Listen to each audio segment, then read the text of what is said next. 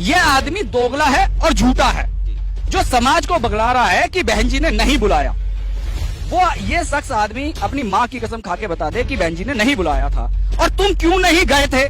किस आदमी ने तुम्हें पैसे दिए थे पार्टी बनाने के लिए और कितने लाख रुपए दिए थे, और वो कौन कौन लोग थे ये भी मुझे पता है।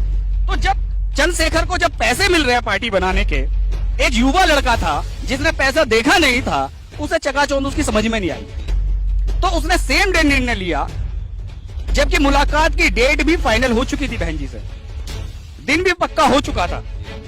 लेकिन चंद्रशेखर ने अगले दिन ही वो पैसे आए, कुछ लोग आए जो बीएसपी के ही थे, टूटे हुए जो बीएसपी के गद्दार लोग रहे हैं वही लोग गए थे कि तुम पार्टी बना लो। पैसे दिए, चंद्रशेखर ने मुझे बुलाया कि सुशील भाई पार्टी बनाते हैं, लेकिन ये फैलाया गया कि ठाकुर गोली मार के चले गए। वहां तुरंत क्योंकि एलआईयू और पुलिस प्रशासन एक्टिव हो गया था, तो घर के सामने से ये खून साफ कर रहे थे। उसकी वीडियो भी है मेरे पास, आज तक भी वीडियो है इनके घर से खून साफ करते हुए। जब पुलिस प्रशासन उनसे विकास से ये पूछ रहा था भाई कहाँ गोली मारी, कभी वो किसी चौराहे पे बता रहा था, वो कह रहा भाई ब्लड कहाँ है, कभी किसी चौराहे पे बता रहे थे कभी ब्लड कहाँ है।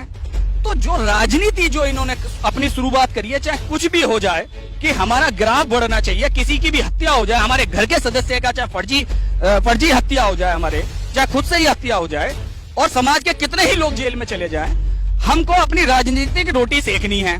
दूसरी बात देखिए, सीधा सीधा बहुजन समाज को वो लीडर तो बिल्कुल पसंद नहीं होगा जो एक सीट के लिए, अपने नाम के लिए, जो किसी लीडर के सामने रो जाएगा, जो गिड़गिड़ाएगा और वो उसे लात मार मार कर भगा रहा है ना। अरे इससे अच्छा है भैया अखिलेश यादव की पार्टी ही ज्वाइन कर ले, वो लड़ा देगा चुनाव यार, इतना अच्छा आदमी है वो। भाई जब तुम पार्टी बना के चल रहे हो तो अखिलेश यादव क्यों लड़ाएगा भाई तुम्हें चुनाव? वो राजनीति कर रहे हैं। तुम्हें जयंत चौधरी क्यों लड़ाएगा भाई चुनाव? तुम्हें बहन जी क्यों लड़ाएंगे चुनाव? अबे भैया तीनों में से किसी के भी पैर जाके छू ले, पार्टी से शामिल कर ले, उसमें भाई लड़ा देंगे तुझे, बना देंगे विधायक सांसद तुझे, है ना। तू करके तो देख एक बार, क्योंकि वो जानते हैं किसी को भी तेरे ऊपर विश्वास नहीं है, तू कभी भी कुछ भी बोल देता है, कभी भी कुछ भी कर देता है।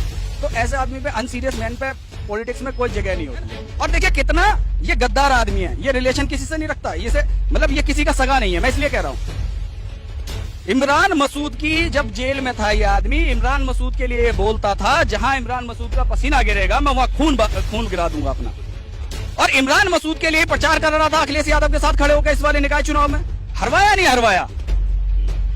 हरवाया इमरान मसूद को। इस आदमी को उस बात से कोई मतलब नहीं है, यूनिटी से कोई मतलब नहीं है, बाबा साहब के विचारों से जो यूनिटी वो चाहते थे समाज में, उस यूनिटी से मतलब नहीं है। जो बहुजन समाज का कॉन्सेप्ट है, 85% मूल निवासी का जो कॉन्सेप्ट है, इस आदमी को उससे मतलब नहीं है। इसको दी ग्रेट चमार से ही मतलब था, इसको सिर्फ चमारों से मतलब था।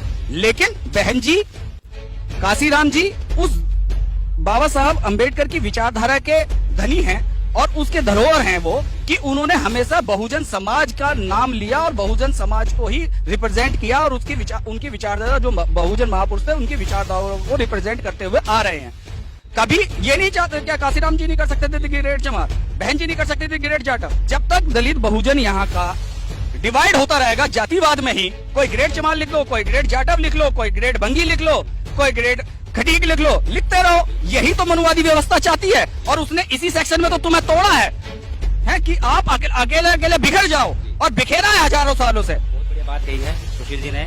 संत शिरोमणि रविदास जी को एक तरफ आदर्श मानता है चंद्रशेखर, और दूसरी तरफ उसका ही उल्लंघन करता है। संत शिरोमणि रविदास जी ने कहा है कि जाति जाति में जाति है जो केतन के पात, रविदास मनुष्य न जुड़ सके जब तक जाति न जात, और उसका उल्लंघन किया। द ग्रेट चमार लगाने से, या the great Valmiki, the great Jatav, Pasi, Khatik, इनको लगाने से जाति एकजुट नहीं होगी। तो जाति को एक तरह से हम कह सकते हैं तोड़ने वाली बात हुई है।